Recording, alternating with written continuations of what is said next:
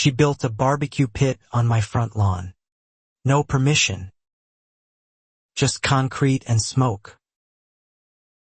I complained. 3 fines later, I stopped sleeping right. 2 months passed. Then I found the old sprinkler blueprints in my basement. She planned a grand cookout for the whole neighborhood. What happened next made the local news.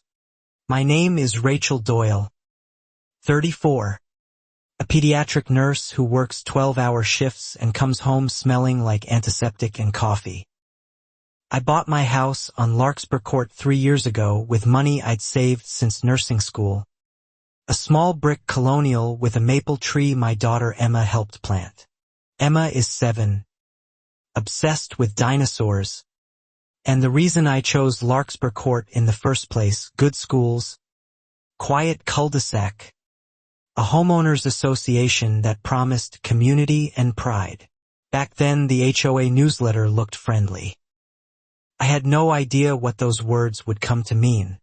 The HOA president was a woman named Denise Kowalczyk, early 50s, always in tennis whites even in December, driving a white Cadillac Escalade with a vanity plate reading Queen D. She'd lived on Larkspur longer than anyone, and she treated that fact like a deed to the entire street.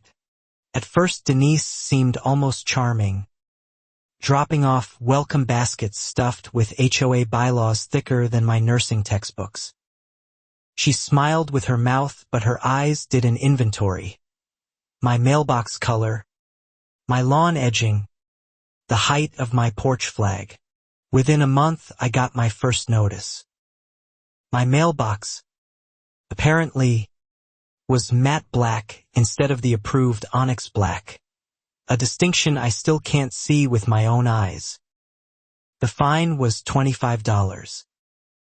I paid it, laughing it off as small-town nonsense. Then came the notice about Emma's chalk drawings on the driveway. Denise called them unsightly vandalism of shared aesthetic space.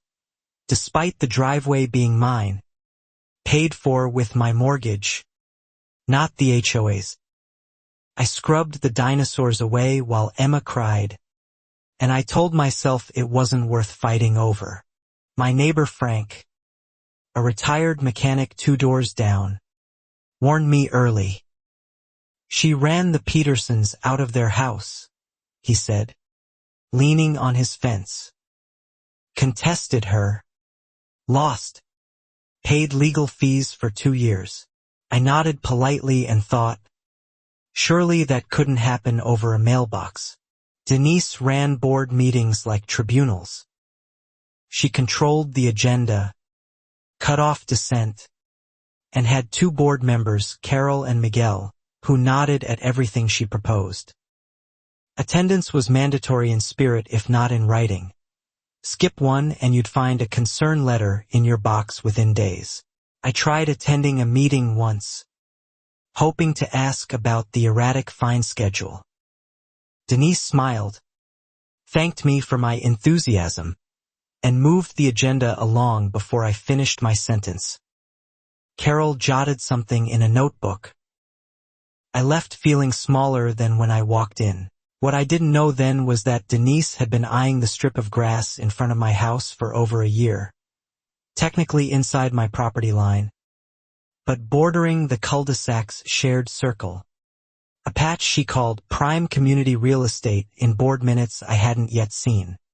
The HOA's shared park, 2 blocks down, had a rusted grill nobody used and a cracked slab nobody maintained.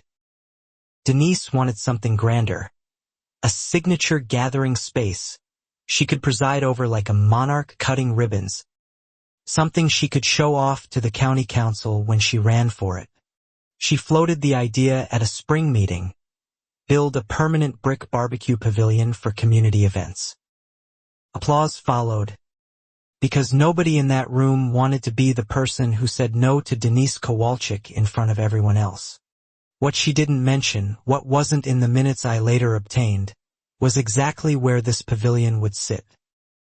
She'd already walked the cul-de-sac with a contractor, tape measure in hand, eyeing my front lawn like it was hers to give away. I found out by accident. I came home from a night shift to find surveyor flags, little orange flags on wire stems, planted across my grass in a rectangle, right where Emma's swing set used to be before I moved it closer to the porch. I called the HOA office. A part-time assistant named Priya told me, almost apologetically, that the board voted to designate that section as shared green space for the new barbecue project. I asked when this vote happened. She said, quietly, 8 months ago.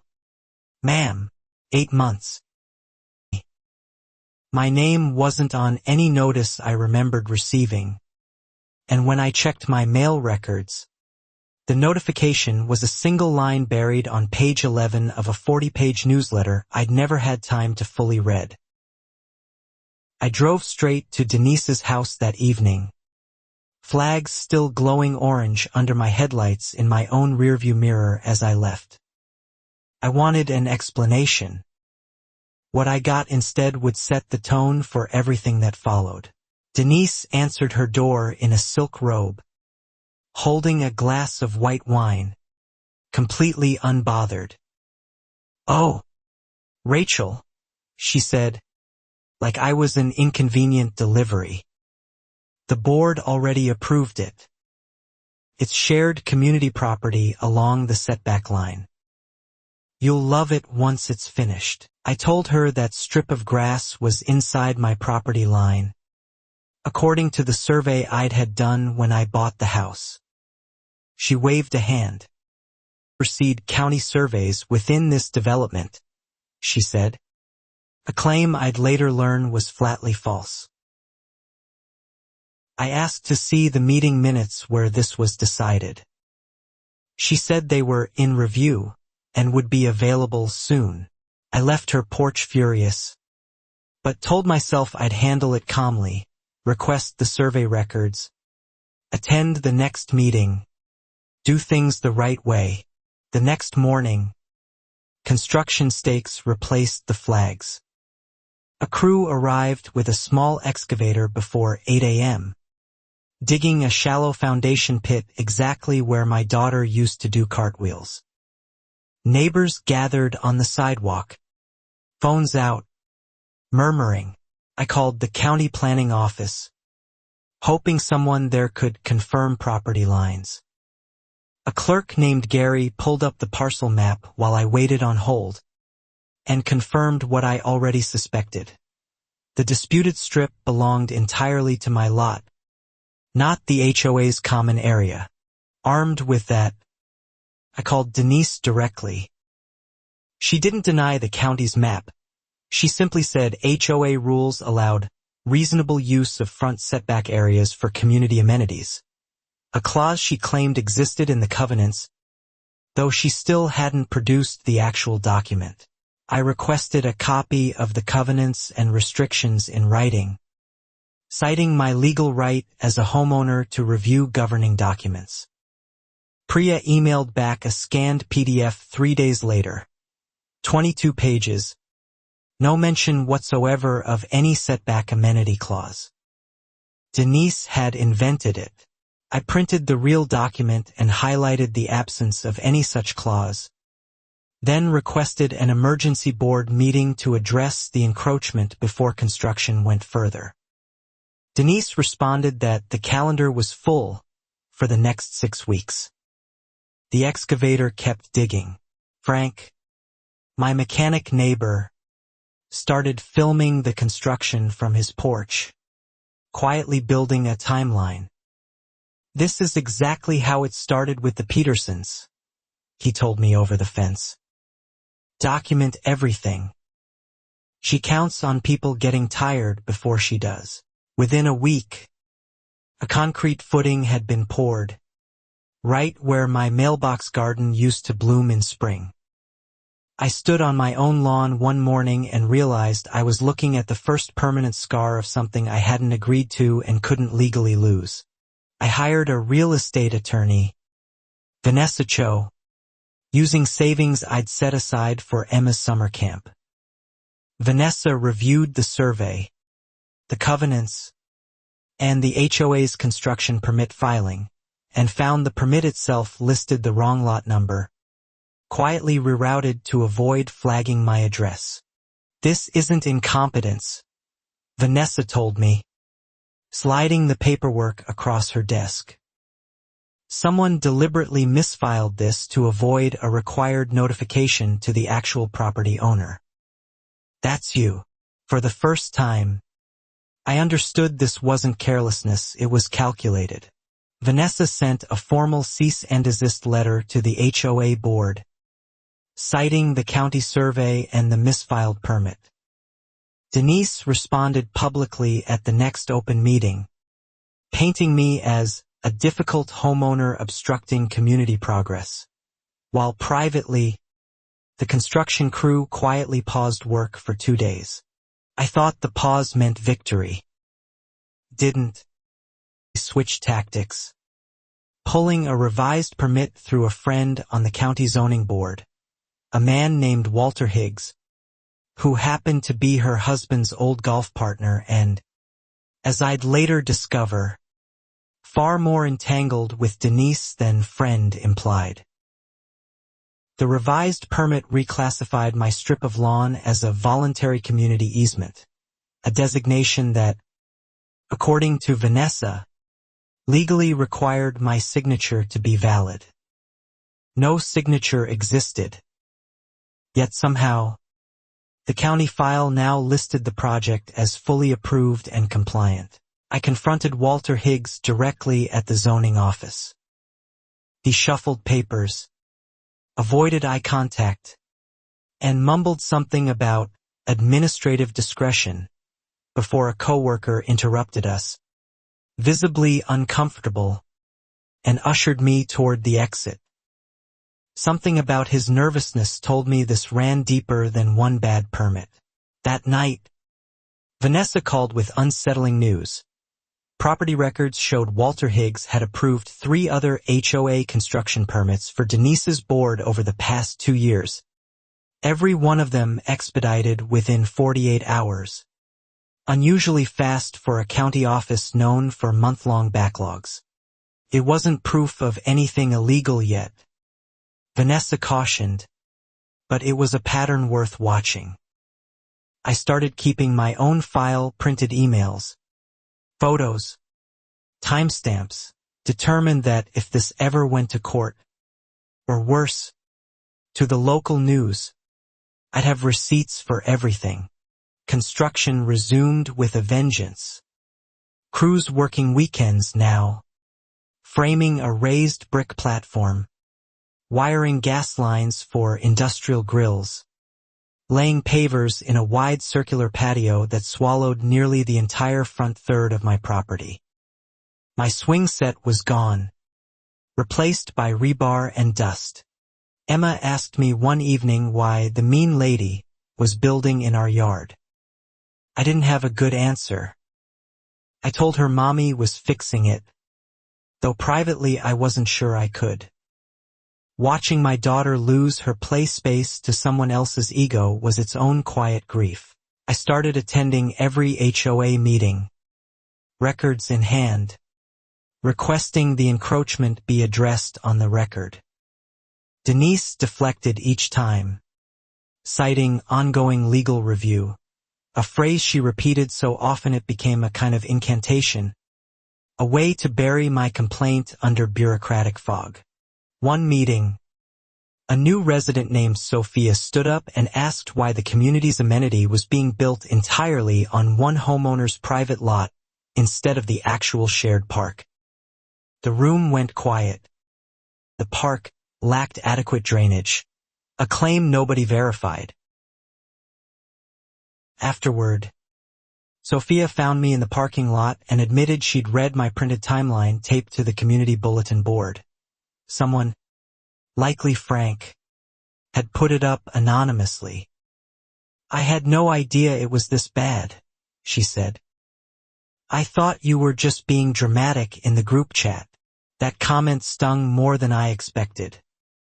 I realized Denise had been managing the neighborhood's perception of me for months, framing my complaints as entitlement rather than legitimate grievance.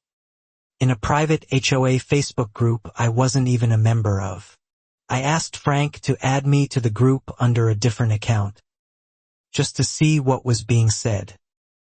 What I found made my stomach drop: posts calling me the difficult one on Larkspur, memes about Karens who complain about community spirit, irony so thick it was almost impressive.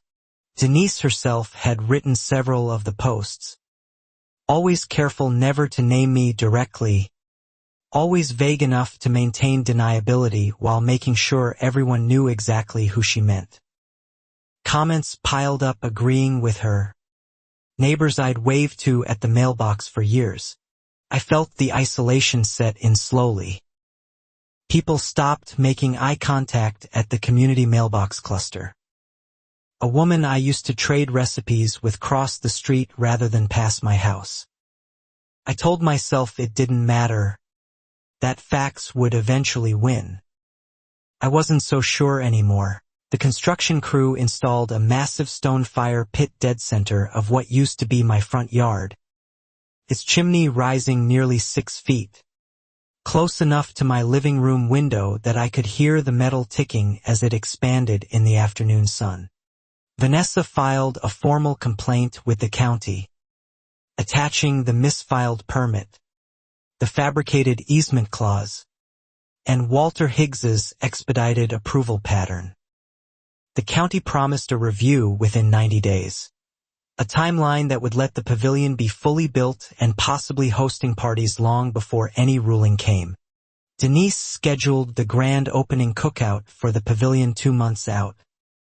Timed deliberately, Vanessa suspected, to beat the county's review clock and create a completed facts on the ground situation that would be harder to undo politically, even if the county eventually ruled against her. Flyers went up around the neighborhood. Larkspur Community Barbecue Kickoff, hosted by Denise Kowalczyk, HOA President. My name appeared nowhere. My yard reduced to a backdrop for somebody else's triumph. I stood in my kitchen staring at the flyer Frank had brought me, hands shaking with quiet fury. I called my mother that night, the way I hadn't in months, just to hear a voice that wasn't tangled up in HOA politics. She listened, then said something I couldn't shake. "Rachel, you're a nurse. You know how to wait for the right moment to act. Don't waste your energy on the wrong fight yet." Her words sat with me for days. I decided to stop fighting Denise loudly, at least for now, and start documenting quietly instead, building the case Vanessa needed, watching for the mistake Denise would eventually make. Because women like her always did, sooner or later. Sophia, the neighbor from the parking lot, started sending me screenshots from the private Facebook group without being asked, quietly becoming an ally after realizing how one-sided the narrative had been. Her messages always ended the same way. "Delete after reading. Please. I still live here." Through Sophia's screenshots, I learned Denise had personally invited a local news reporter to cover the pavilion's grand opening, hoping the coverage would help her upcoming run for county council, a detail she hadn't mentioned publicly but had bragged about in the group. That detail changed everything for Vanessa. If she's inviting press to a party built on a fraudulent permit, on stolen property, Vanessa said, then the party itself becomes the evidence. We don't need to stop the event. We need to let it happen, publicly. I didn't fully understand what Vanessa meant yet, but something in her tone told me she was already 3 steps ahead of me, thinking not about how to prevent the injustice, but how to let Denise's own arrogance become the instrument of her undoing. Meanwhile, The Pavilion neared completion, a grill station large enough for 50 burgers at once. String lights strung between newly planted saplings that used to be my rose bushes. A small stage area for what Denise called neighborhood announcements, clearly meant for her own campaign speeches. I watched from my window one evening as Denise walked the finished pavilion with Walter Higgs, gesturing proudly, laughing at something he said. It was my grass beneath her expensive sandals, my irrigation lines buried under her new pavers, my daughter's swing set replaced by her monument. A city inspector, separate from the county zoning office, stopped by unannounced to check the gas line installation for code compliance. He noted, almost as an aside to me while I watered what remained of my flower beds, that the irrigation system beneath the pavilion hadn't been properly capped. That comment lodged itself in my brain. My property's sprinkler system, installed by the previous owner, upgraded by me 2 summers ago with a high-pressure agricultural-grade pump for the vegetable garden I'd since abandoned due to work hours, still ran directly beneath that exact patch of lawn. The construction crew, in their rush to finish before the grand opening, had simply built around the existing sprinkler lines instead of properly rerouting them, assuming, incorrectly, that the system had been decommissioned when my garden was torn out to make way for their project. I said nothing to the inspector about what that meant. I thanked him for his time, closed the door, and stood in my kitchen with a plan starting to take shape in my mind. One that wouldn't require Vanessa's lawsuits or the county's slow-moving review process at all.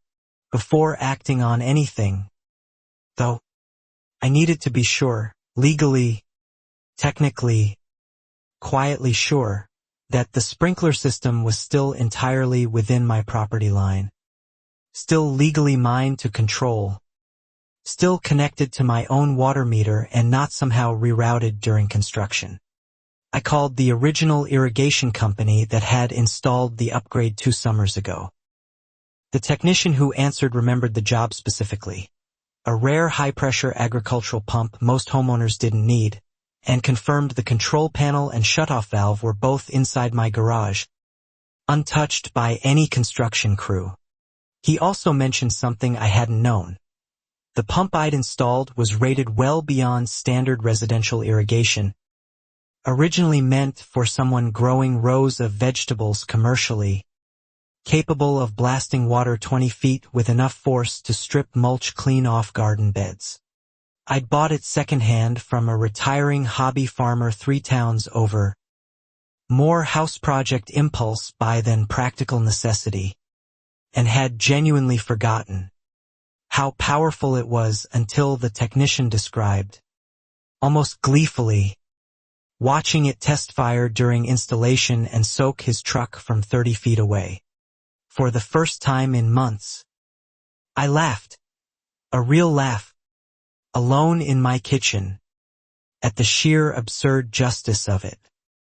Denise had built her pride and joy directly on top of a fire hose disguised as a garden sprinkler, and she had no idea. I didn't act immediately. Vanessa still needed time to build the legal case properly, and I understood that whatever I eventually did with that sprinkler system needed to happen at exactly the right moment. Publicly, undeniably, impossible to spin as anything other than poetic consequence. The grand opening flyers specified the date, the 3rd Saturday of the following month, noon to sunset, Larkspur's first annual community cookout, catering donated by a local restaurant hoping for HOA business, a bounce house rented for the kids, everything Denise needed for her campaign photo op. Sophia confirmed through the group chat that Denise had personally invited the county councilwoman she hoped to unseat's biggest local rival to attend, along with the reporter, along with, worst of all, several families who'd been quietly complaining about their own HOA fines for months. it became clear Denise wasn't just building a pavilion. She was staging a coronation, an event designed to bury every complaint against her under confetti and free burgers, timed perfectly to launch her council campaign before the county's fraud review could ever catch up to her. I spent the weeks before the event finishing my documentation with Vanessa, time-stamped photos of the fabricated easement, the misfiled permit, Walter Higgs's suspicious approval pattern, and now, quietly, technical specifications for the sprinkler system still buried directly beneath the pavilion's foundation. Vanessa cautioned me, more than once, that whatever I chose to do needed to stay clearly within my legal rights as the property owner. You control your own irrigation system on your own land, she said carefully.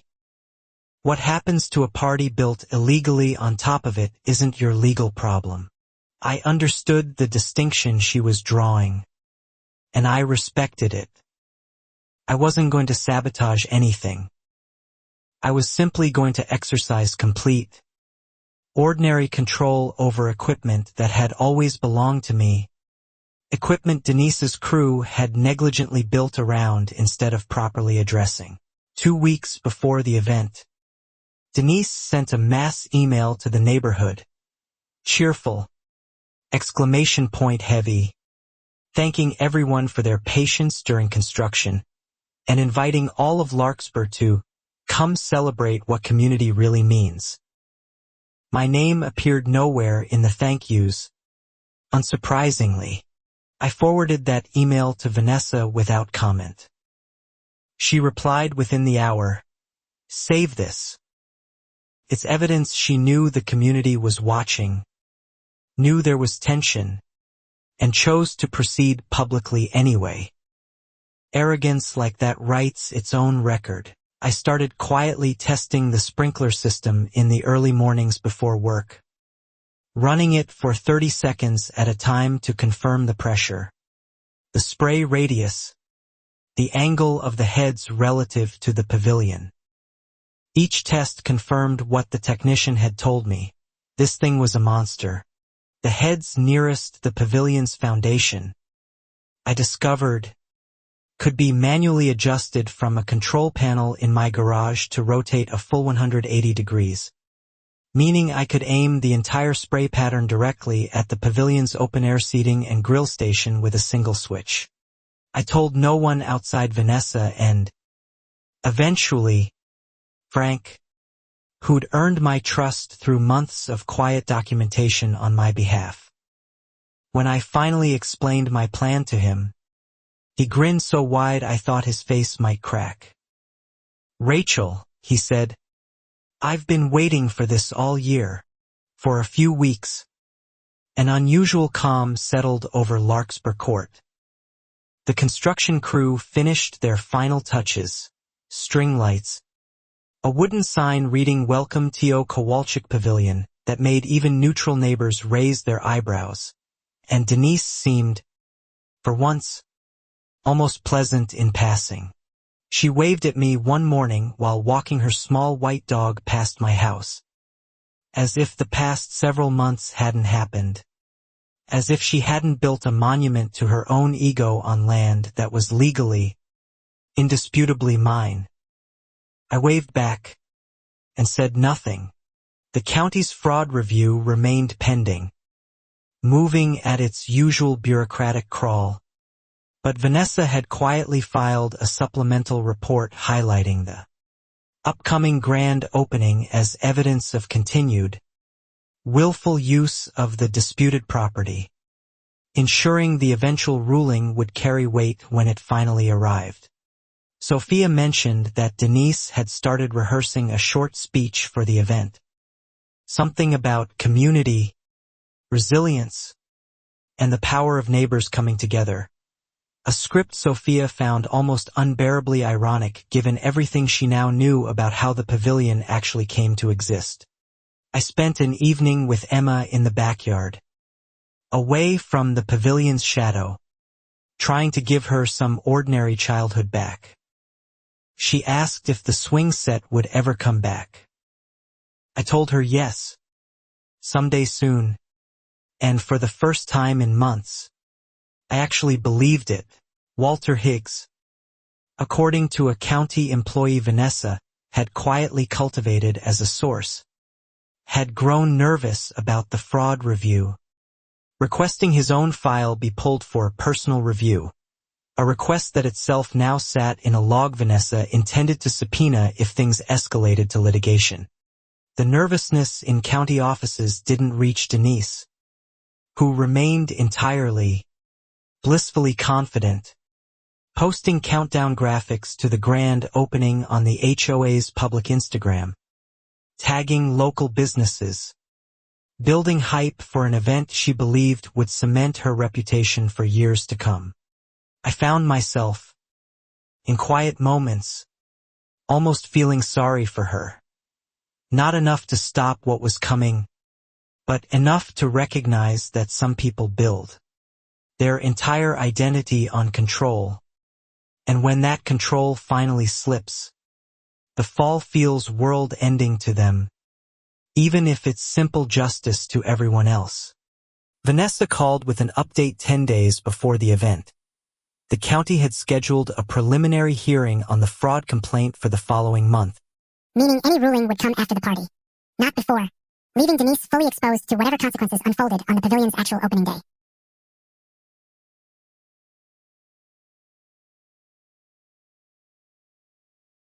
I asked Vanessa directly whether what I was planning could get me in legal trouble. She reviewed the permits, the property lines, and the sprinkler's original installation records one more time, then told me plainly, "You're watering your own lawn on your own property. That's not a crime, Rachel. That's Tuesday." That line stuck with me through the final stretch of preparation. I wasn't plotting revenge. I was simply, finally, going to use my own equipment on my own land, on a day when a crowd of people happened to have built an unauthorized party directly on top of it. Frank offered to help position a folding chair on his own porch the day of the event, angled perfectly toward the pavilion. Front row seats, he called it, half joking, half completely serious about witnessing whatever was about to happen with his own eyes. I spent the final week working double shifts at the hospital, grateful for the distraction, though colleagues noticed I seemed lighter than I had in months, humming under my breath while charting, smiling at nothing in particular during slow moments on the pediatric ward. One coworker, a fellow nurse named Priyanka, asked what had changed. I told her, carefully, that I'd finally found a way to stop feeling powerless in a situation that had made me feel powerless for almost a year. She didn't ask for details. She just squeezed my hand and said, "Good." The night before the grand opening, I walked out to my garage after Emma fell asleep, opened the irrigation control panel, and simply checked, one final time, that every zone near the pavilion was fully operational, fully charged, fully ready not to sabotage anything, just to water my lawn. Saturday morning arrived clear and sunny, the kind of perfect weather Denise had probably prayed for during her rehearsed speeches.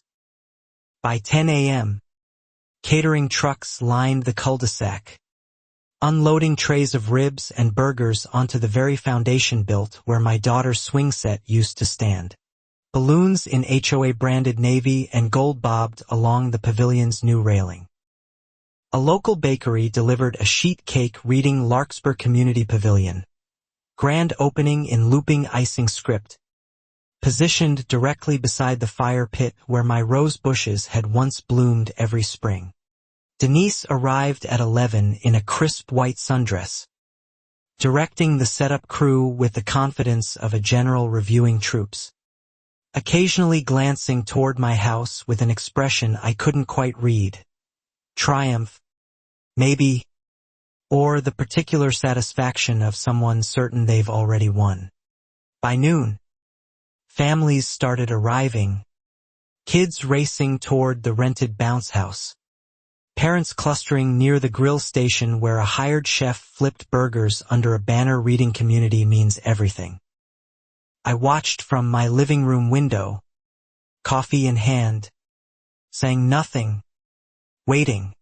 The reporter Denise had invited, a young woman named Kayla from the local news affiliate, arrived around 12:30 with a cameraman, setting up near the pavilion's small stage area where Denise planned her speech, exactly as Sophia had warned me weeks earlier through the group chat.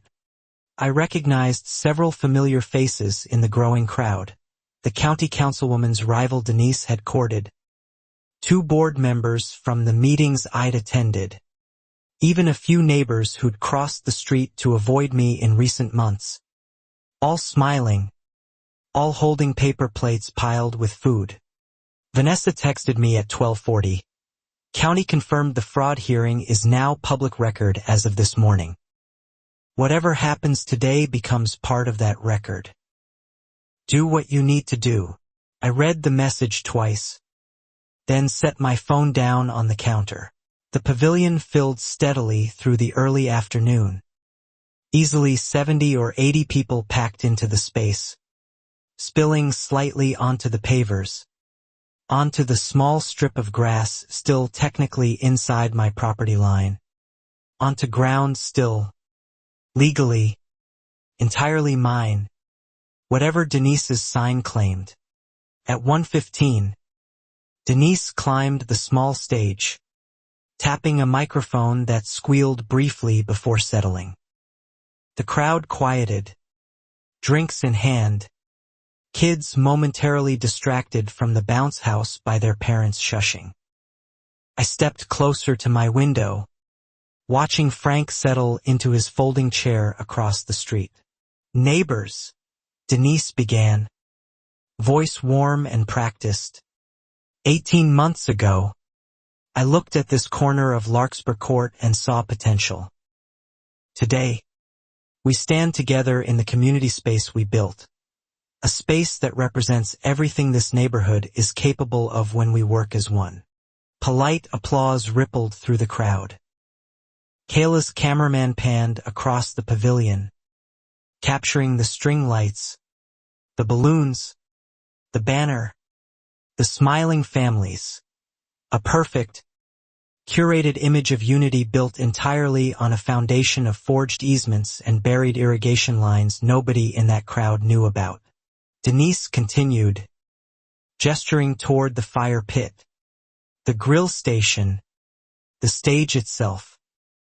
"This wasn't easy," she said, a flicker of something almost defensive crossing her face for just a moment. There were obstacles in the way of progress. But we didn't let that stop us. A few heads turned slightly, murmuring, some glancing toward my house, clearly aware of exactly who obstacles referred to, even without my name being spoken aloud. I felt my jaw tighten, watching my own neighbors nod along with a story that painted me as the villain of my own theft. "Today," Denise announced, raising her glass toward the crowd, "marks the beginning of a new era for Larkspur Court, one built on community, resilience, and the courage to push forward no matter who tries to hold us back." The crowd applauded again, louder this time, glasses raised in return. I set my coffee mug down on the counter, walked to the garage, and stood in front of the irrigation control panel, hand resting lightly on the master switch. Through the small garage window, I could still see the edge of the pavilion, packed shoulder to shoulder with celebration. Denise stepped down from the small stage to more applause, moving toward the grill station where the hired chef had prepared a ceremonial first plate for her, a gesture clearly planned for Kayla's camera. A perfect visual for the local news segment she'd been counting on. I watched through the garage window as Denise lifted the plate, smiling directly into the camera lens. Walter Higgs standing proudly at her side. The councilwoman's rival clapping nearby. 70-some neighbors gathered around a monument built on a lie none of them yet understood. I flipped the master switch. For 3 full seconds. Nothing happened, just the low mechanical hum of the pump engaging somewhere beneath the pavilion's foundation. A sound easily lost beneath music and chatter and the sizzle of burgers on the grill. Then the first head near the fire pit erupted.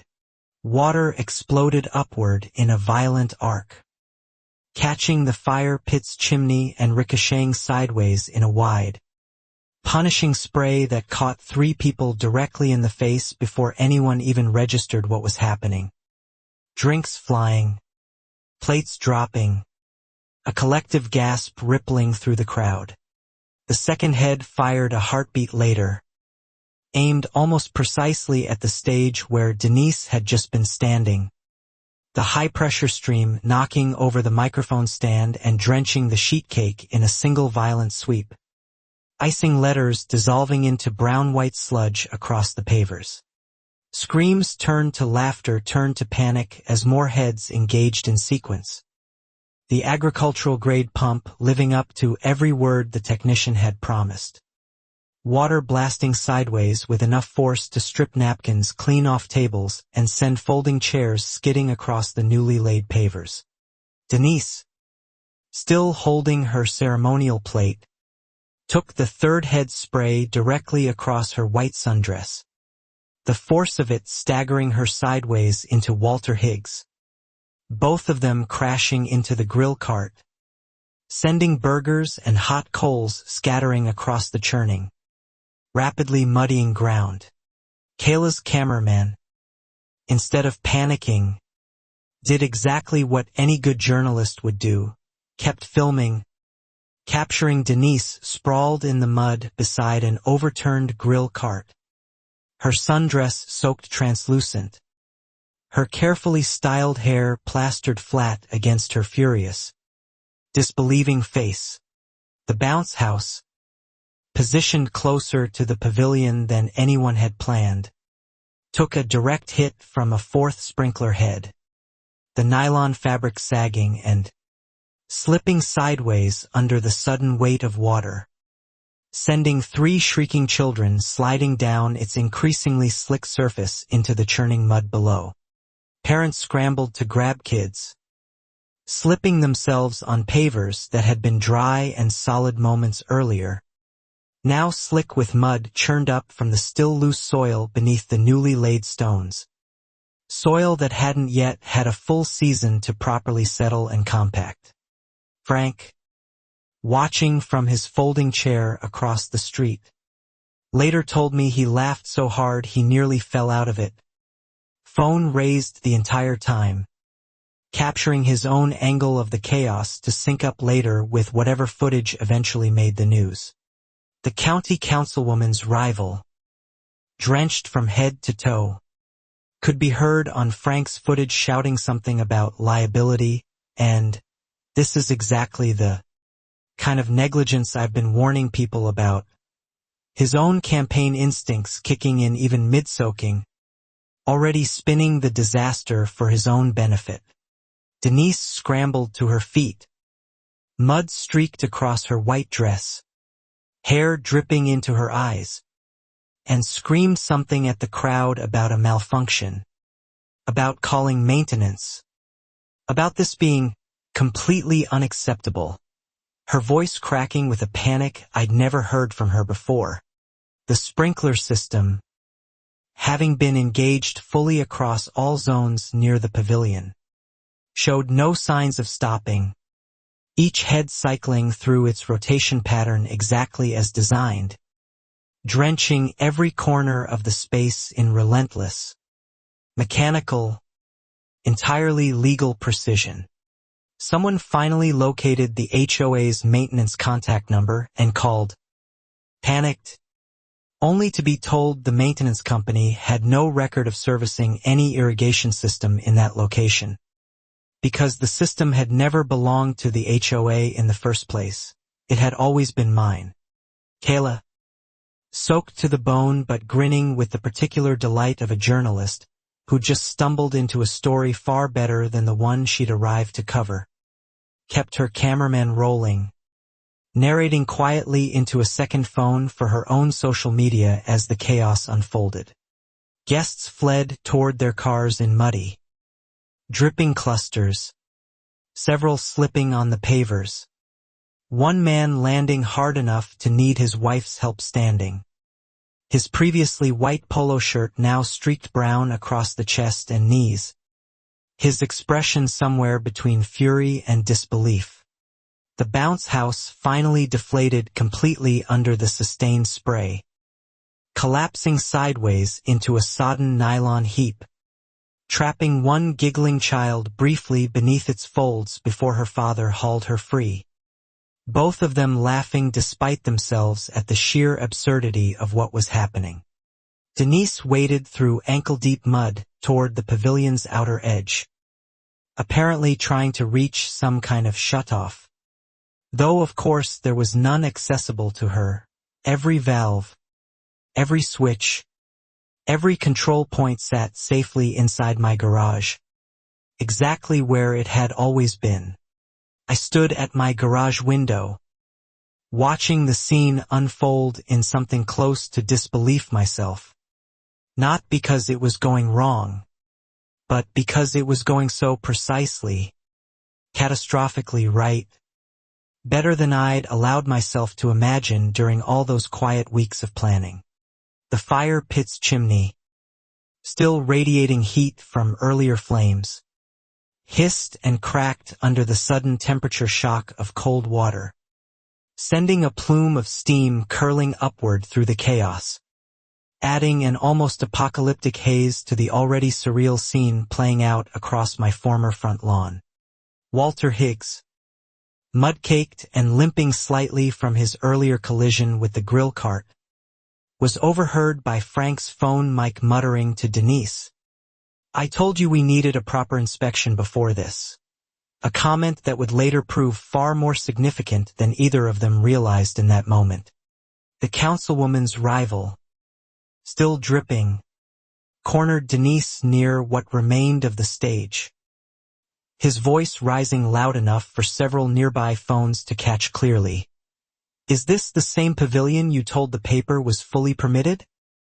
Because that inspector's van outside doesn't look happy." I hadn't called any inspector. I later learned, through Vanessa, that a routine county code enforcement officer happened to be driving past on an unrelated call and stopped upon seeing what looked, from the street, like a serious plumbing emergency unfolding in real time.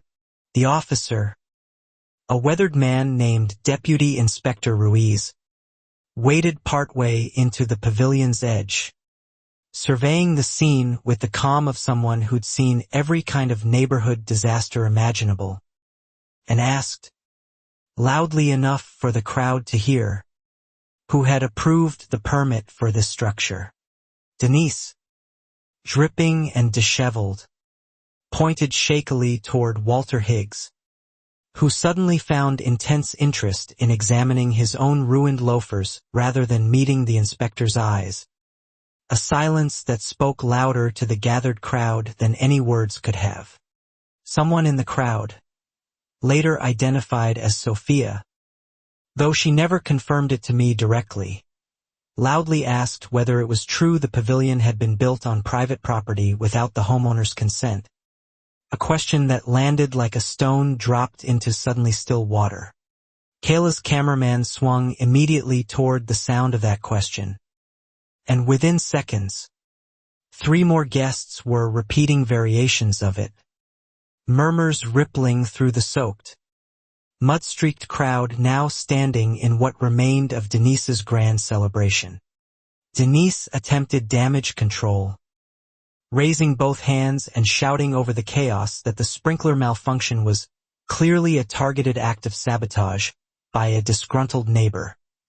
A claim that, ironically, drew every phone camera in the vicinity directly toward my house across the street. I stepped outside onto my own front porch at that exact moment. Dry, calm, coffee mug refilled in hand, and simply watched, saying absolutely nothing, letting the sight of my house, completely untouched, completely separate from the flooded chaos, speak entirely for itself. Kayla noticed me immediately, gesturing her cameraman toward me, and called out across the muddy expanse, asking if I had any comment on what was happening. I said only, "That's my sprinkler system, on my property." I don't know what else there is to say. The simplicity of that statement, captured clean on camera against the backdrop of Denise's collapsing celebration, would later become the single most shared clip from Kayla's eventual news segment, replayed across local social media within hours of the broadcast.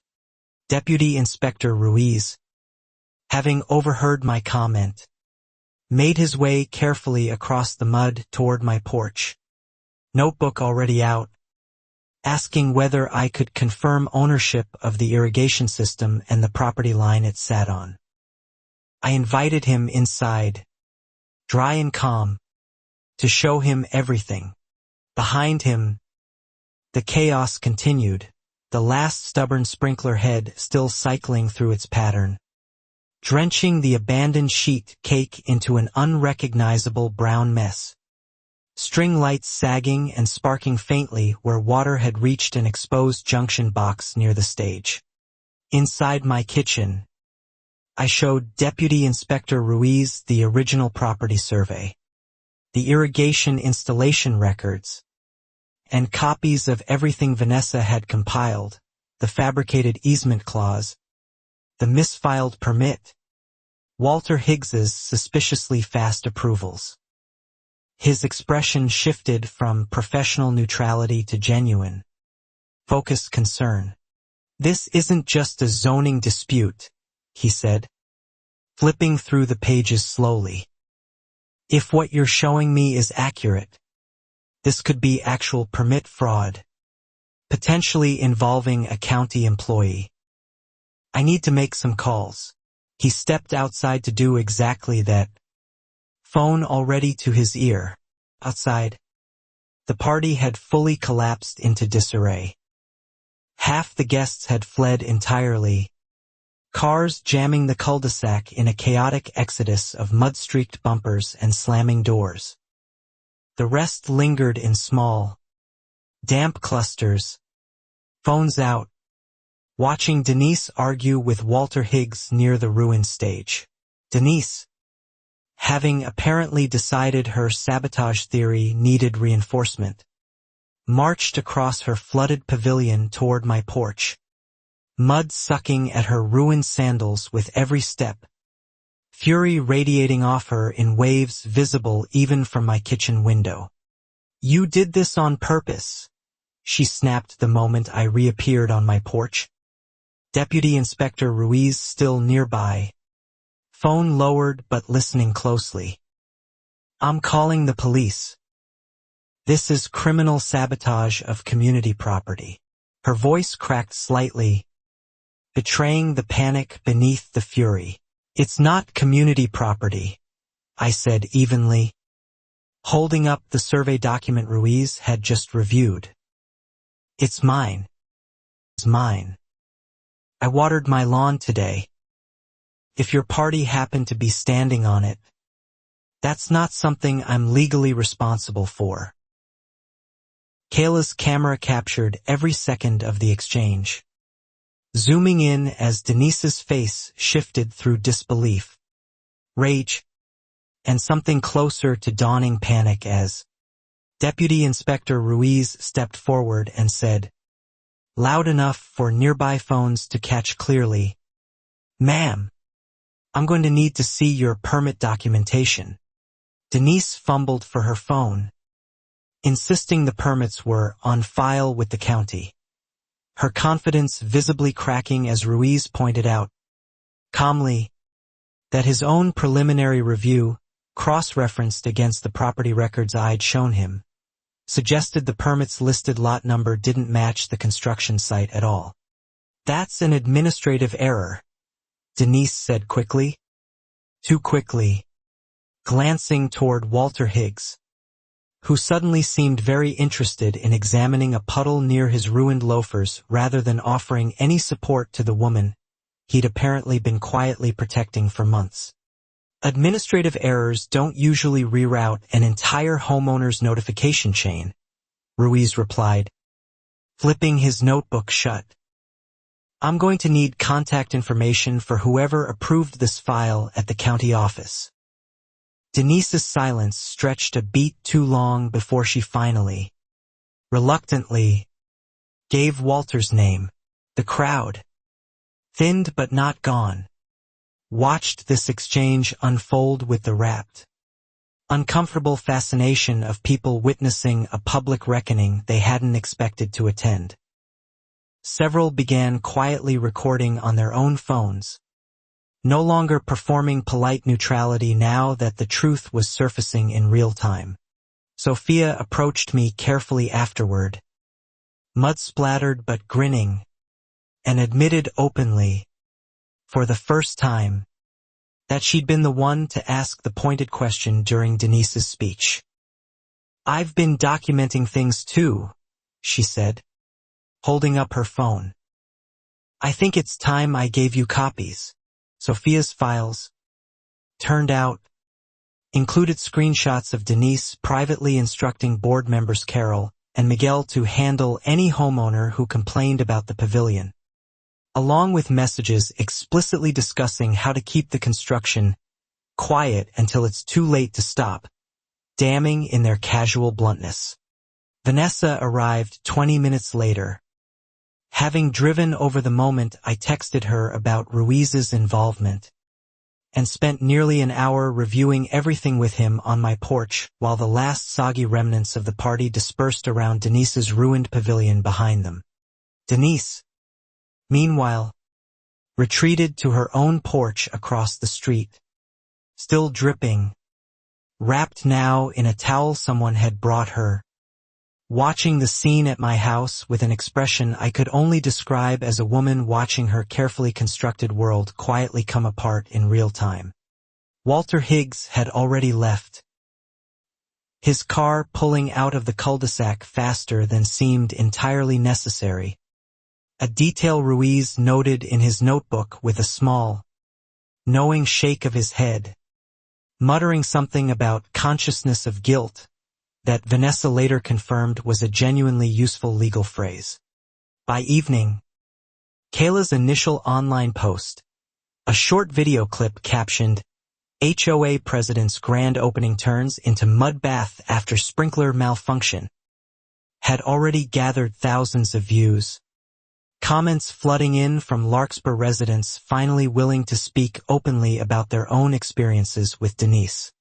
Comments piled up describing fines for unapproved holiday decorations, threats over lawn ornament placement, one particularly damning story from the Petersons themselves, the family Frank had warned me about, describing years of harassment that had ultimately driven them to sell their home at a steep loss. The local news segment aired 2 days later, expanded from Kayla's initial coverage into a full investigative piece featuring the fabricated easement, the misfiled permit, and an interview with a visibly uncomfortable county spokesperson confirming an internal review of Walter Higgs's permit approval history had officially begun. Denise reached for comment, gave a brief statement blaming miscommunication and a difficult homeowner determined to undermine community progress.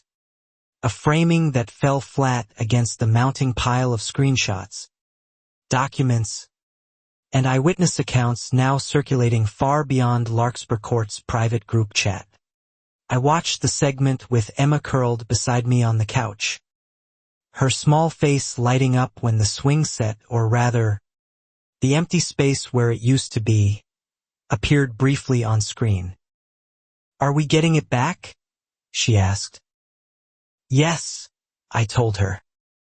Very soon, the county's fraud review, previously scheduled for the following month, was suddenly expedited following the news coverage. County officials clearly eager to demonstrate accountability now that public attention had turned sharply toward Walter Higgs's approval history and its uncomfortable proximity to Denise's personal projects. Vanessa filed an emergency motion demanding immediate removal of the Pavilion structure from my property, citing the now public evidence of fraud, and requesting damages for the destroyed rose bushes, the removed swing set, and months of documented harassment I'd endured throughout the entire ordeal. Denise hired her own attorney within days, a sharp-suited man named Bradley Sims who arrived at the next HOA meeting looking visibly unprepared for the scale of what he'd inherited. Flipping frantically through documents while Denise sat beside him, mascara-streaked and uncharacteristically silent. That meeting, unlike every previous one I'd attended, was packed.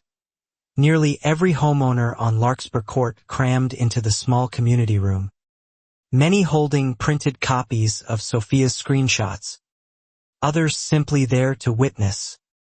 Finally, some accountability after years of quiet. Individual grievances. Carol, one of the board members who'd nodded along with Denise for years, stood up unexpectedly and announced her resignation from the board, citing concerns about how decisions have been made that she should have raised. She admitted, much sooner than she finally had the courage to. Miguel followed with his own resignation moments later, visibly relieved to finally distance himself from a board that had, according to his own halting admission, gone along with things because it was easier than pushing back, a sentiment that drew quiet, uncomfortable nods from several longtime residents. Denise attempted to regain control of the meeting the way she always had, tapping the gavel sharply and calling for order. But for the first time, the room simply didn't comply. Voices rising over hers. Questions shouted from every direction about fines, about the pavilion, about years of unchecked authority. A homeowner near the back, an elderly man named Mr. Alvarez who rarely attended meetings, stood slowly and asked, in a quiet voice that somehow cut through the noise, exactly how much money the HOA had spent on the pavilion, and where, precisely, that money had come from. Denise's attorney requested a recess before she could answer, clearly recognizing the question for the landmine it was. But the damage was already done. The room had shifted, permanently, from a place where Denise controlled every narrative to one where she was simply another homeowner facing consequences.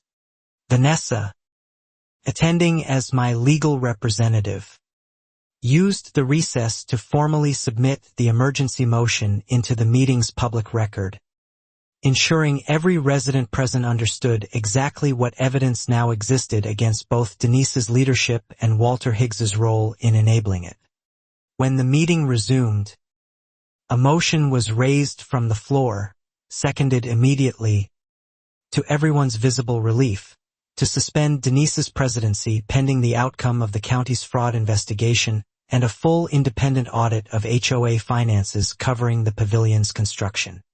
The vote passed overwhelmingly, hands raised across nearly the entire room, Denise's own allies among them, a silence falling afterward that felt less like tension and more like collective, long overdue exhaling from a neighborhood that had spent years too afraid to challenge her openly. Denise left the meeting without another word, her attorney trailing behind her, her carefully maintained composure finally visibly cracked in front of the same neighbors she'd spent years controlling through fines, threats, and quiet, persistent intimidation dressed up as community standards. I stayed behind afterward, several neighbors approaching me quietly, some apologizing for their silence over the past year, others simply thanking me, a little sheepishly, for finally giving voice to complaints they'd been too afraid to raise on their own behalf. Frank found me near the parking lot, grinning ear to ear, and said only, "Told you she'd make a mistake eventually. Turns out the mistake was building on top of your garden hose." I laughed harder than I had in months, the tension of the past year finally, genuinely breaking. Sophia mentioned, almost as an afterthought, that Walter Higgs had reportedly been placed on administrative leave pending the county's investigation.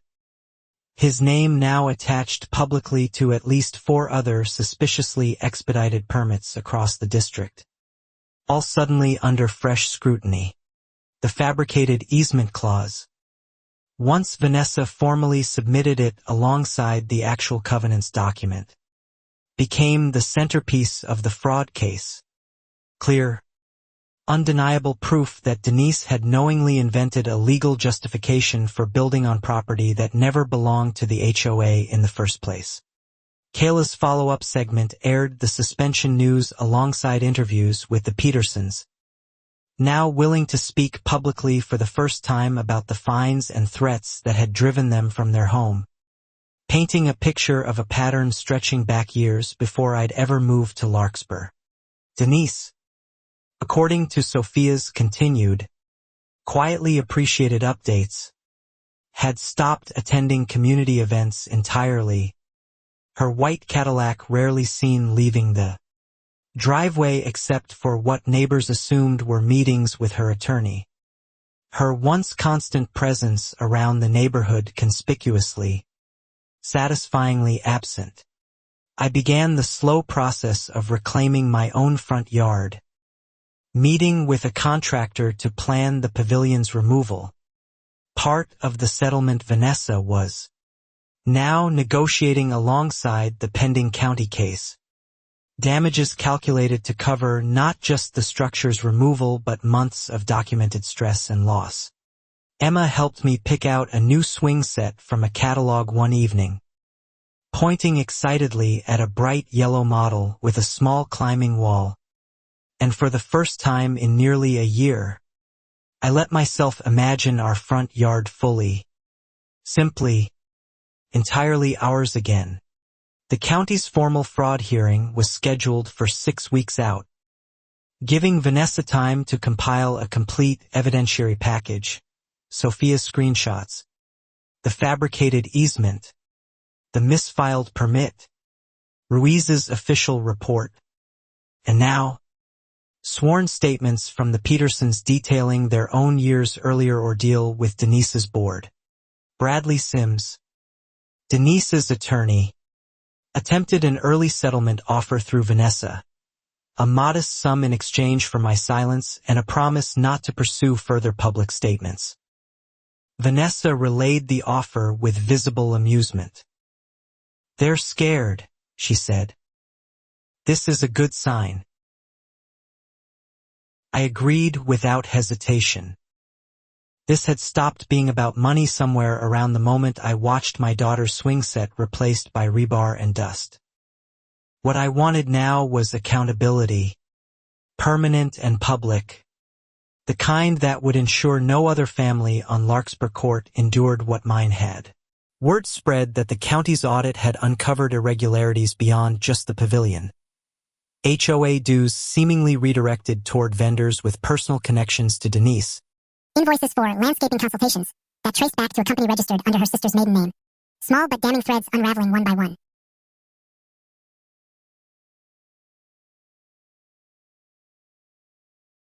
Vanessa subpoenaed the HOA's full financial records as part of the emergency motion, and an independent forensic accountant, hired jointly by the newly reconstituted board, began combing through years of transactions that Denise had personally approved without the oversight her own bylaws technically required.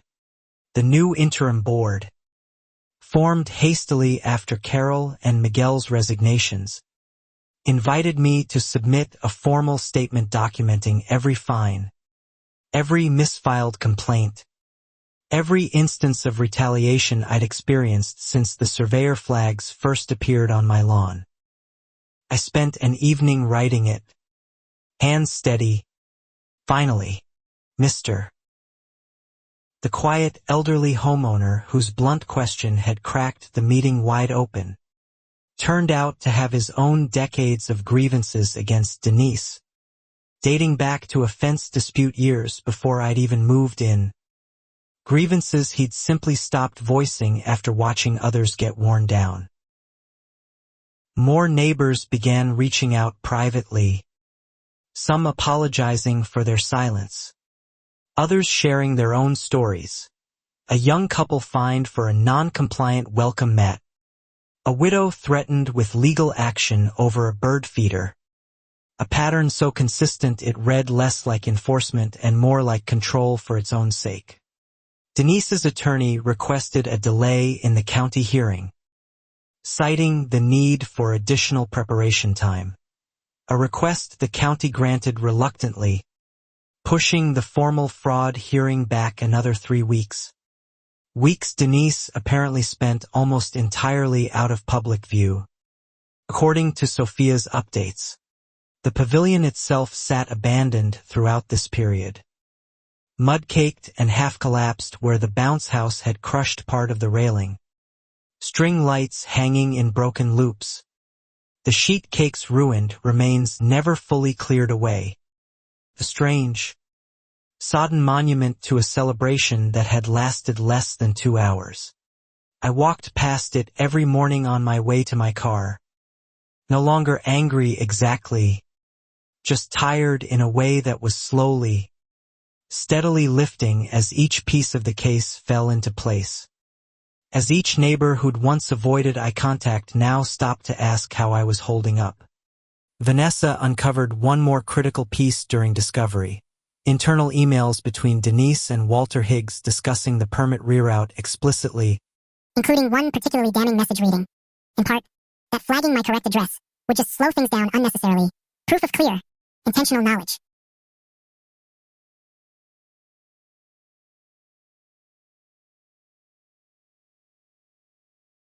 That single email, Vanessa said, would likely be the piece that ended any hope Denise's attorney had of framing this as an innocent administrative mistake.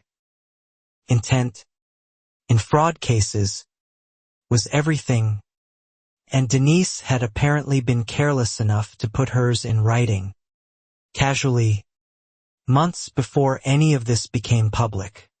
Walter Higgs, facing his own mounting legal exposure separate from Denise's, reportedly began cooperating with county investigators in exchange for leniency, a development Vanessa learned through her cultivated source, one that would likely produce even more damning testimony once formal proceedings began in earnest.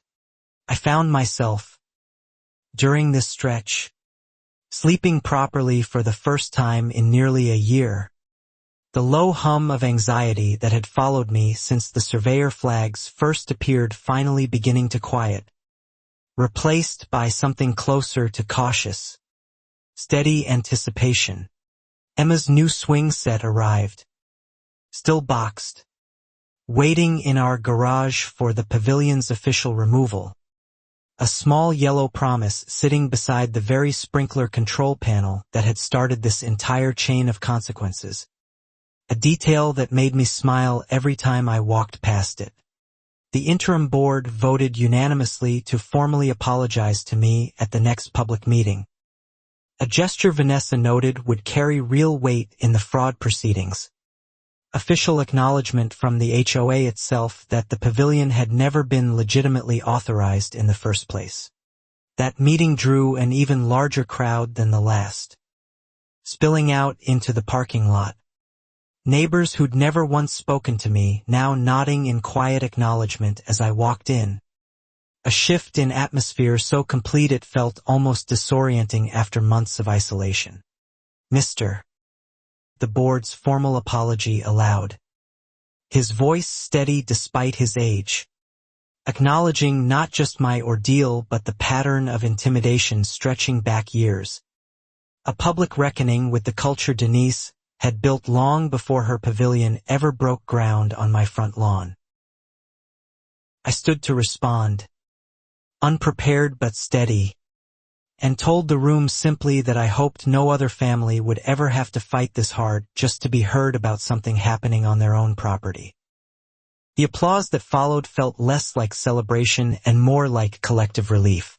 Sophia approached me afterward, admitting she'd finally worked up the courage to formally submit her own written statement to the county, adding her documented evidence of Denise's private instructions to board members alongside everything Vanessa had already compiled for the growing fraud case. The forensic accountant's preliminary findings, shared with the interim board ahead of the formal hearing, revealed nearly $40,000 in HOA funds redirected. Over 3 years toward vendors connected to Denise. Funds that should have gone toward the neighborhood's actual shared park. Still cracked and rusted. Untouched. That figure, once it reached Kayla through an anonymous leak neither Sophia nor I ever officially claimed responsibility for, became the headline of her next segment. HOA president diverted tens of thousands in dues while building illegal pavilion on neighbor's property. Records show. The story spread beyond the local affiliate within days. Picked up by a regional outlet, then briefly by a national morning show segment on HOA overreach. Larkspur Court's cul-de-sac becoming, for a strange week or two, a minor symbol of a much larger, familiar frustration. Denise, according to Sophia's dwindling but still occasional updates, had reportedly considered selling her house entirely, though her attorney apparently advised against it, warning that doing so before the fraud hearing concluded could be interpreted as an admission of guilt or an attempt to flee accountability. I received a call from a producer at the national morning show, requesting an interview. I declined, gently but firmly, explaining that this had never been about attention for me. It had been about my daughter's swing set, my rose bushes, my right to control my own property. Vanessa agreed with the decision, noting that keeping my public statements minimal and consistent would ultimately serve the legal case far better than any national spotlight could, and that the documented evidence itself, not media attention, was what would actually determine the outcome.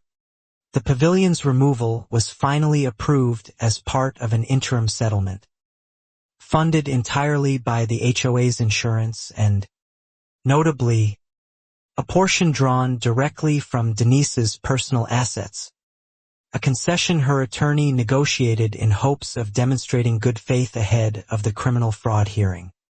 A demolition crew arrived on a Tuesday morning, 3 weeks before the formal hearing, and I watched from my porch, coffee in hand, as the same concrete foundation that had swallowed Emma's swing set was finally, methodically, broken apart and hauled away in dump trucks. Frank brought lawn chairs for both of us, setting them up on my porch this time instead of his own, and we sat together most of that morning, watching the last physical remnant of Denise's pavilion disappear piece by piece, saying very little, needing to say very little at all. By afternoon, the crew had graded fresh soil across the disturbed ground, laying sod in careful strips where the pavilion once stood, the raw green rectangle looking almost startlingly ordinary against the rest of my established lawn, a scar already beginning, slowly, to heal. Emma came home from school that day and stopped dead on the sidewalk, staring at the empty, freshly sodded space where the pavilion had loomed for months. "Is it really gone?" she asked. I knelt down beside her and said, "Yes, baby. It's really gone." That weekend, we set up her new yellow swing set together, Frank helping steady the frame while I tightened bolts, Emma bouncing with impatience the entire time. And by sunset, she was swinging exactly where the pavilion's fire pit had once stood, laughing loud enough for the whole street to hear. The formal county fraud hearing opened 3 weeks later in a small municipal courtroom packed tighter than any HOA meeting Larkspur Court had ever seen. Reporters from 3 outlets crowded near the back. Sophia and Frank seated together directly behind me. Vanessa steady and prepared at my side. Denise arrived with Bradley Sims, noticeably thinner than she'd been at the grand opening months earlier. Dressed plainly, none of the tennis-white confidence that had once defined every appearance she made around the neighborhood. Her eyes fixed forward, avoiding the gallery entirely. The county's prosecutor opened with a timeline stretching back nearly 2 years, methodically laying out the fabricated easement clause, the misfiled permit, and Walter Higgs's suspiciously expedited approval history, presenting each piece of evidence Vanessa had helped compile with clear, damning precision. Walter Higgs, testifying under his cooperation agreement, confirmed under oath that Denise had personally requested the lot number be altered on the permit application, explicitly to avoid triggering the required notification to me as the actual property owner. Exactly as Vanessa had suspected from the very beginning. The courtroom stirred audibly at that testimony, several reporters scribbling notes rapidly, Denise's expression tightening as her own attorney glanced sideways at her, clearly having hoped Walter Higgs's cooperation wouldn't extend to quite that level of specific, unambiguous detail. The prosecutor introduced the recovered email exchange next. The one where Denise had explicitly acknowledged that flagging my correct address would just slow things down unnecessarily. Her own written words now serving as the clearest possible evidence of deliberate, knowing intent to defraud. Bradley Sims attempted to argue the email lacked context, that it reflected administrative frustration rather than criminal intent. But the prosecutor calmly walked the judge through the full exchange, each subsequent message stripping away any reasonable alternative interpretation Sims tried to offer. Sophia testified next, calm and composed despite clearly being nervous, presenting her screenshots of Denise's private instructions to board members, describing in her own words the pressure she'd felt to stay quiet, and the moment she'd finally decided the truth mattered more than her comfort in the neighborhood group chat. The forensic accountant took the stand after Sophia, walking the court through the nearly $40,000 in redirected HOA funds, tracing payments to vendors connected to Denise's sister, invoices for services that, upon closer examination, appeared to have never actually been performed at all. That testimony landed heavily in the courtroom, the financial fraud charge suddenly carrying weight beyond just the pavilion itself, suggesting a pattern of personal enrichment stretching back well before the construction on my lawn had even been conceived as an idea. I testified in the early afternoon, walking the judge through the surveyor flags appearing without warning, the fabricated easement clause, the isolation I'd felt as Denise quietly turned neighbors against me through the private Facebook group, the swing set my daughter had lost, the rose bushes, the year of stress.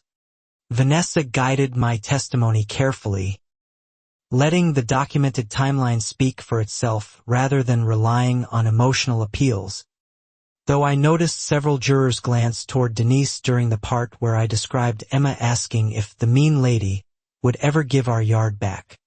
Bradley Sims's cross-examination attempted to paint me as overly litigious, suggesting I'd escalated a simple neighborhood dispute unnecessarily. I answered calmly that I'd tried every reasonable channel available before ever considering my sprinkler system part of any equation, and that the county's own permit records confirmed the fraud predated any response from me. The Petersons testified next, describing years of fines, threats, and mounting legal fees that had ultimately forced them to sell their home at a significant loss, painting a pattern stretching back far longer than my own 18-month ordeal. Evidence the prosecutor argued established clear, repeated intent. Mr. called as a character witness for the pattern of behavior, described his own decades-old fence dispute with quiet, careful detail, admitting he'd simply stopped fighting years ago because it had felt, at the time, easier than continuing to push back against someone so entrenched in local power.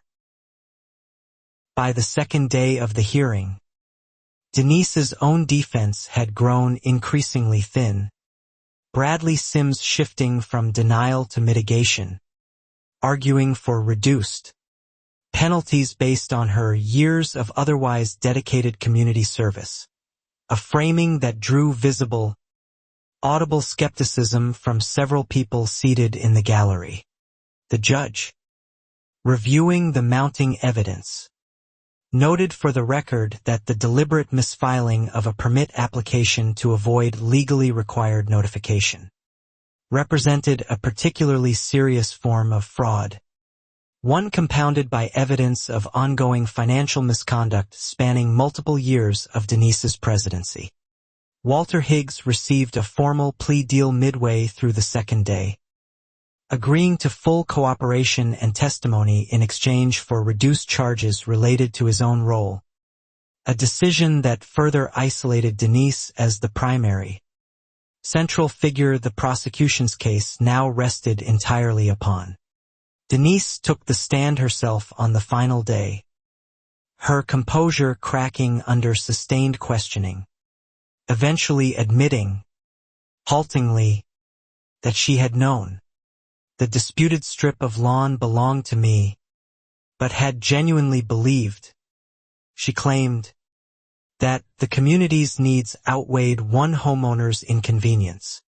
That statement, delivered without apparent irony, drew audible gasps from the gallery, several jurors exchanging visible glances, the casual arrogance of it, landing far more damningly than any prosecutor's argument could have managed on its own.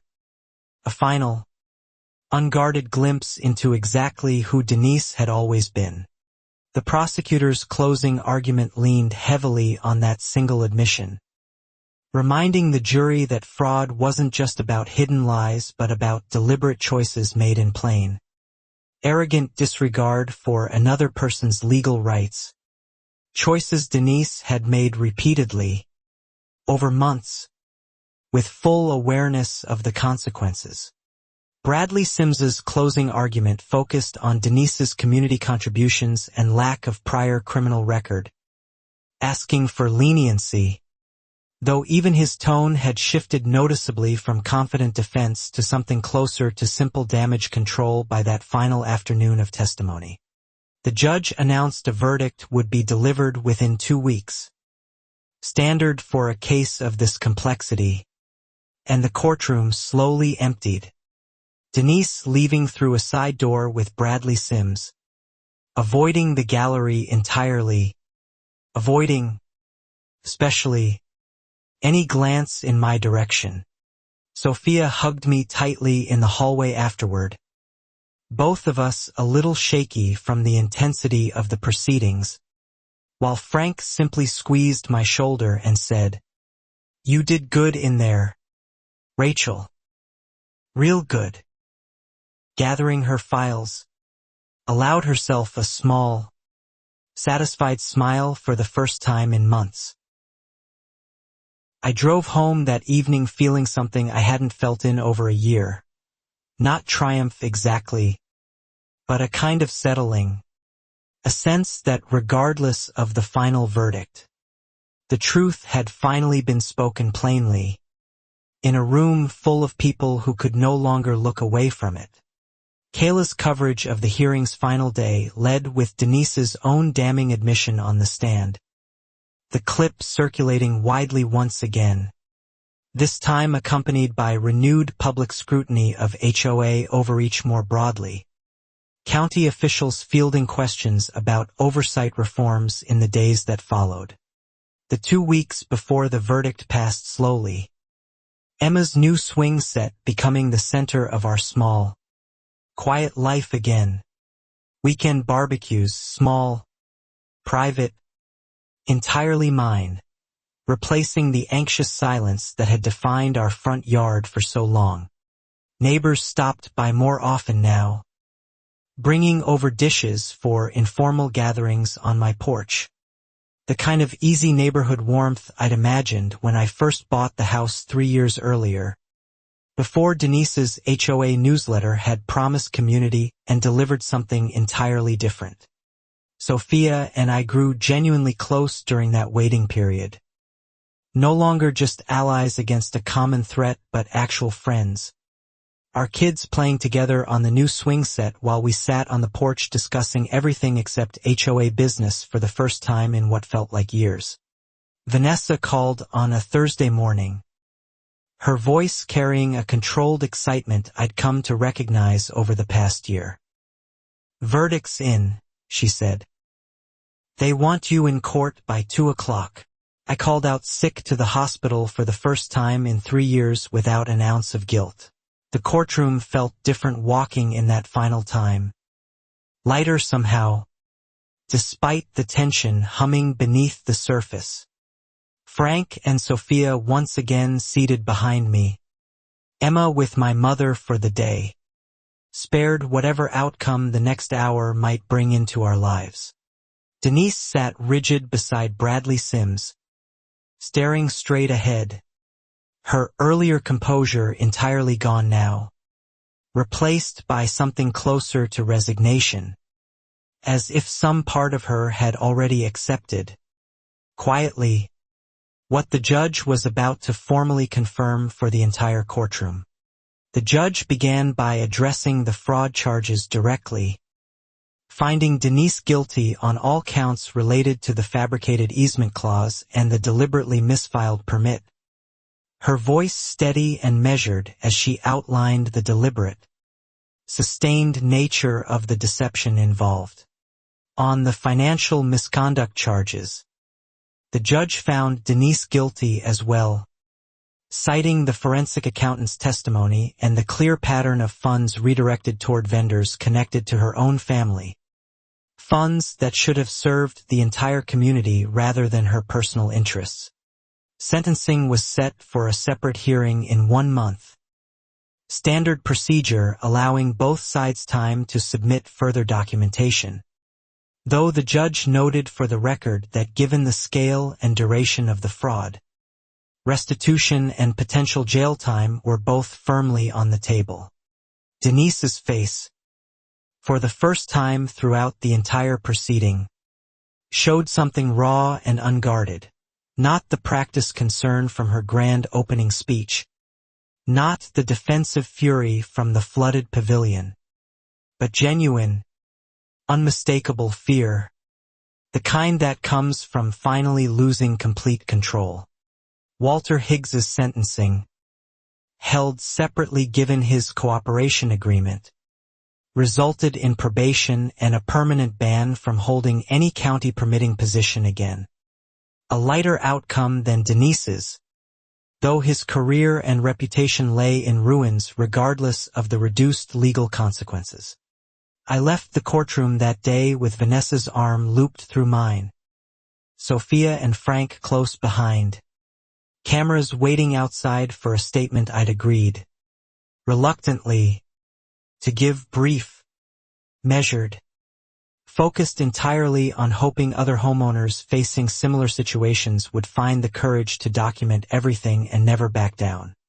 Kayla's final segment on the case aired that evening, closing not with Denise's guilty verdict but with footage of Emma swinging on her new yellow swing set, laughing, sunlight breaking through the maple tree we'd planted together 3 years earlier, quiet, deliberate contrast to everything that had come before. The HOA board, fully reconstituted under Mr. Alvarez's steady, careful leadership, voted unanimously to redirect the recovered restitution funds toward finally repairing the neighborhood's actual shared park, the one with the rusted grill and cracked slab that Denise had always claimed lacked adequate drainage. I attended the ribbon cutting for the renovated park 2 months later. An actual community gathering this time. Modest and unbranded. No vanity plates or campaign photo ops in sight. Just neighbors sharing food on tables that belonged, unambiguously, to everyone equally. Emma ran straight for the new playground equipment, disappearing into a cluster of other kids from the neighborhood. Kids whose parents I now actually knew by name, whose porches I'd been welcomed onto over the preceding months in ways I'd never imagined possible a year earlier.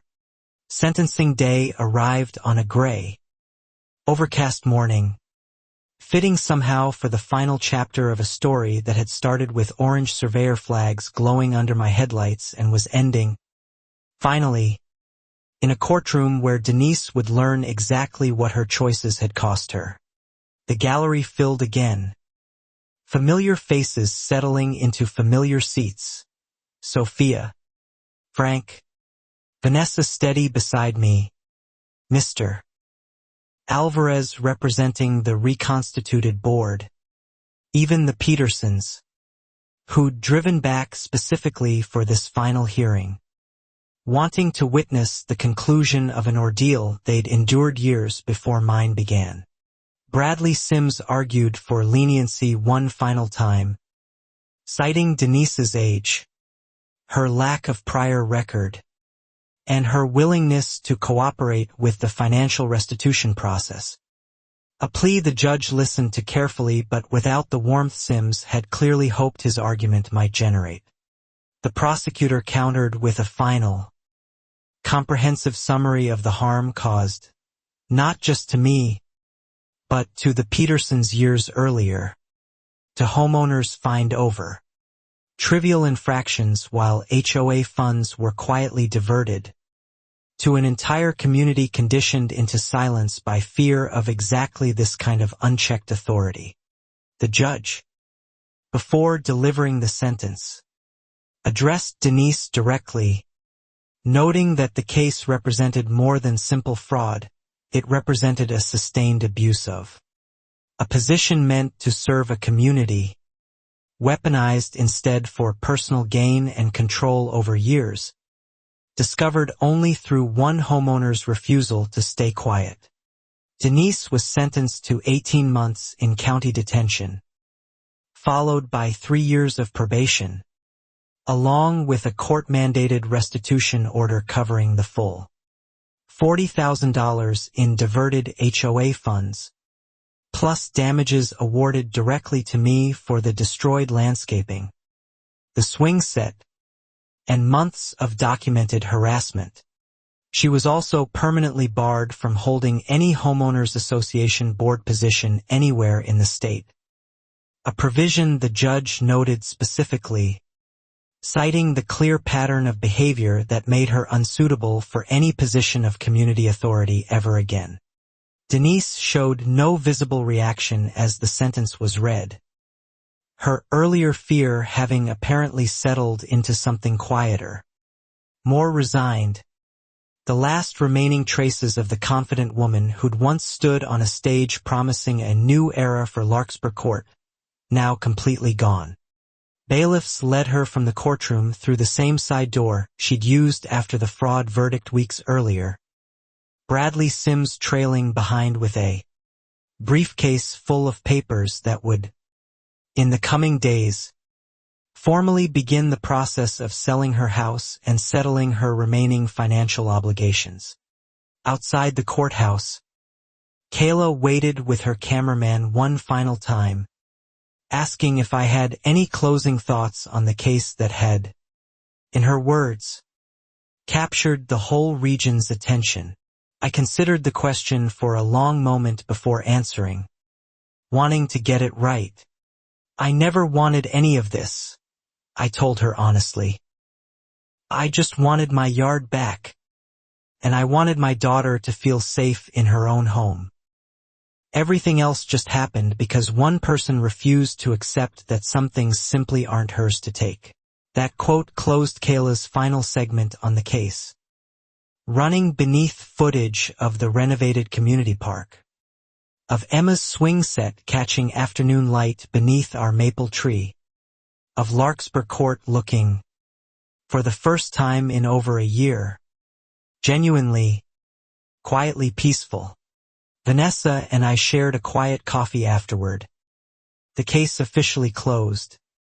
Both of us a little stunned by how completely it had all unfolded from a single misdirected permit application to a courtroom sentencing 18 months later. You handled all of this better than most people would have, she told me. I thought about that comment on the drive home. Past the empty lot where Denise's pavilion once stood. Past the renovated park where neighborhood kids now played on equipment funded by her own restitution payments. Past Frank's porch, where he waved from his usual chair as I passed. The restitution money designated specifically for me arrived over the following weeks, covering the rose bushes, the original swing set's replacement cost, and a portion allocated for the emotional distress Vanessa had carefully, thoroughly documented throughout the entire 18-month ordeal. I used part of it to plant new rose bushes exactly where the old ones had been destroyed. A small, deliberate act of reclaiming something Denise had taken without asking, watching them slowly take root over the following spring, blooming for the first time nearly a year after the pavilion's demolition.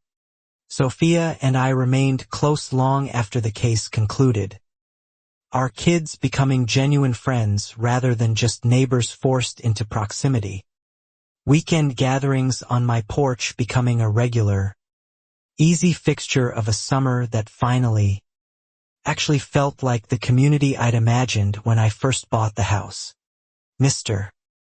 HOA board with quiet, careful fairness for the following 2 years. Instituting new transparency requirements for any future construction projects. A direct response to everything the community had learned the hard way about how easily unchecked authority could quietly reshape people's lives. Frank, still filming everything on principle, eventually compiled his footage from the grand opening into a short video he shared privately with close neighbors. The sprinkler eruption still, months later, capable of making the entire group chat erupt into helpless, cathartic laughter. Emma's swing set became the unofficial gathering spot for neighborhood kids that entire summer. Her dinosaur-themed birthday party hosted right there in July. Balloons tied to the same swing set frame that had replaced Denise's ruined stage almost exactly 1 year earlier. The Petersons, having followed the case closely from their new home 2 towns over, sent a card thanking me for finally holding Denise accountable for something they'd endured years earlier without any real recourse. A small gesture that meant more to me than they likely realized. Walter Higgs's name occasionally surfaced in local news coverage of unrelated permitting scandals over the following year. His own reputation permanently tied to the case that had first exposed his willingness to bend county processes for personal connections and political favors. I returned to my nursing job full-time, The strange double life of caring for other people's children by day and fighting a legal battle for my own family's peace by night finally, blessedly, over. Replaced by ordinary shifts and ordinary evenings, I no longer had to spend documenting anything. The county's own oversight processes, following the widespread coverage of the case, underwent quiet but meaningful reform, additional verification steps added, to prevent exactly the kind of misfiled, rerouted permit application that had allowed Denise's Pavilion to break ground on my property in the first place. Kayla, whose career had genuinely benefited from breaking the story, occasionally checked in over the following year, curious how Larkspur Court had settled since the case concluded. I told her, honestly, that it finally, simply felt like an ordinary neighborhood again, which was all I'd ever really wanted. Denise's house sold within 3 months of her sentencing. A young family moving in that fall, entirely unaware of the pavilion that had briefly, disastrously existed on the lawn directly across the street. The concrete foundation long since removed, the grass grown back seamlessly over the scar. I sometimes caught myself glancing at that empty stretch of lawn across the street, remembering the orange surveyor flags, the excavator, the fabricated easement clause, and feeling, mostly, a strange kind of gratitude that the entire ordeal had ultimately led somewhere better than where it started. Vanessa and I stayed in touch long after the case closed. Occasional coffee catch-ups evolving into a genuine friendship built on the strange, intense intimacy of having fought something enormous together and actually completely won. A year to the day after the grand opening disaster, Frank hosted a small, unofficial gathering on his own porch, half-joking invitation reading anniversary of the Great Sprinkler Incident. A handful of neighbors showing up with lawn chairs and drinks to commemorate, with genuine affection, the day everything finally changed. Sophia brought a small cake, careful this time to keep it far from any sprinkler heads, and we all laughed together recounting the footage, the mud, Denise's ruined sundress, a story that had transformed over 12 months from private trauma into shared, communal, almost mythic neighborhood folklore. Emma, older now and increasingly aware of what had actually happened, asked me that evening why the mean lady had wanted our yard so badly in the first place. I told her, simply, that some people confuse power with respect, and that real respect has to be earned, never taken.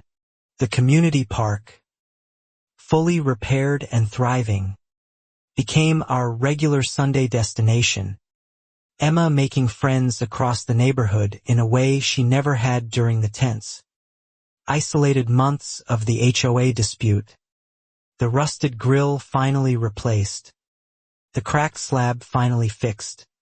I thought often, during that quieter year, about my mother's advice from early in the ordeal, to wait for the right moment rather than fighting every battle loudly, and understood, finally, how much patience that single sprinkler switch had actually required beneath its brief, dramatic moment of chaos. Vanessa's firm occasionally referenced the case, anonymized, in seminars about HOA governance reform, my ordeal becoming, in some small way, a cautionary example for other communities hoping to prevent exactly the kind of unchecked authority that had briefly taken over Larkspur Court's front lawns and its residents' voices. 2 years after the pavilion's demolition, standing in my own front yard watching Emma push her younger cousin on the same yellow swing set, rose bushes blooming full and unbothered beside the porch, I finally let go of the last lingering tension I'd carried since those first orange flags appeared.